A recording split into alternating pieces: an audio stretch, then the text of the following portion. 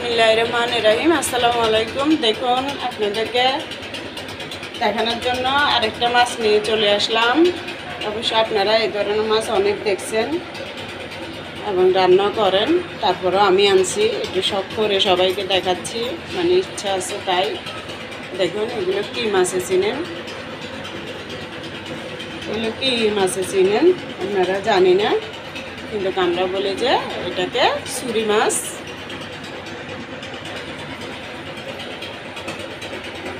এটা ছুরির মতো দেখতে লম্বা, তাই এটাকে আমরা ছুরি মাছ বলি। দেখুন আমি দুইটা পরিষ্কার করে নিয়েছি তারের জালি দিয়ে, খুবই সহজভাবে এগুলো পরিষ্কার করা যায় তারের জালি দিয়ে। এখন আমি সবগুলো কেটে ধুয়ে পরিষ্কার করে আসি, তারপরে আপনাদের সাথে রান্নাটাও শেয়ার করব। আমার সাথেই থাকুন।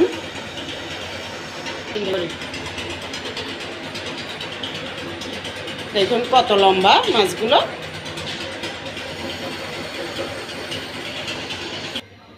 চলে আসলাম ছুরি মাছ রান্না করার জন্য। দিয়ে দিলাম হাঁড়ির মধ্যে সাদা সয়াবিন তেল, এরপর পেঁয়াজ কুচি দিয়ে দেব। পেঁয়াজটা একটু নাড়ার পরে লাল লাল হয়ে গেছে, এই দেখুন লাল লাল হওয়ার পর এবার আদা রসুন পেঁয়াজ বাটা দিয়ে দেব। আধা চামচ রসুন বাটা, আধা চামচ থেকে আদা বাটা কম আছে, এটা 4 চামচে ছোটোগুলোতে। আর এখানে পেঁয়াজ বাটা দিয়ে দিলাম।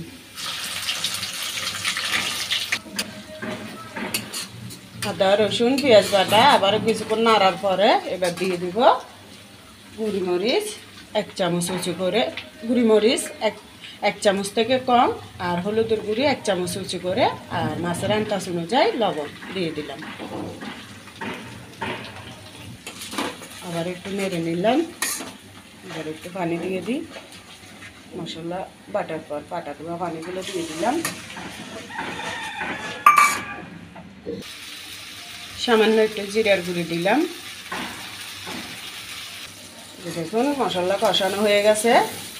এবার দিয়ে দিব কাঁচামরিচ আর সর্ষে বাটা, এখানে 1.5 চামচ হবে, আমি কুচো করে বেশি করে একসাথে নিয়ে নিছি, দিয়ে দিলাম। আবার একটু পানি দিয়ে দিলাম। এবার একটু নাড়ে দিই। আবারও মশলাটা একটু কষানোর পর এবার দিয়ে দেব মাছগুলো। এতে দেখুন ছুরি মাছ সুন্দর করে ধুয়ে পরিষ্কার করার পর দিয়ে দেব এবার।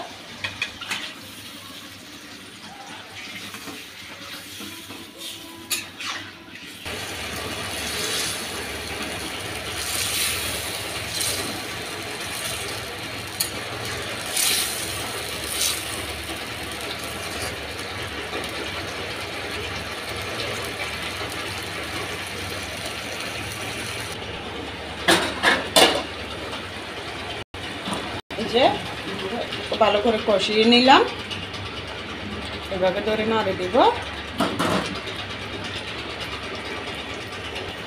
কষানোর পরে দিয়ে দেবো এবার একটু পানি, এরপর দিয়ে দেবো টমেটোগুলো।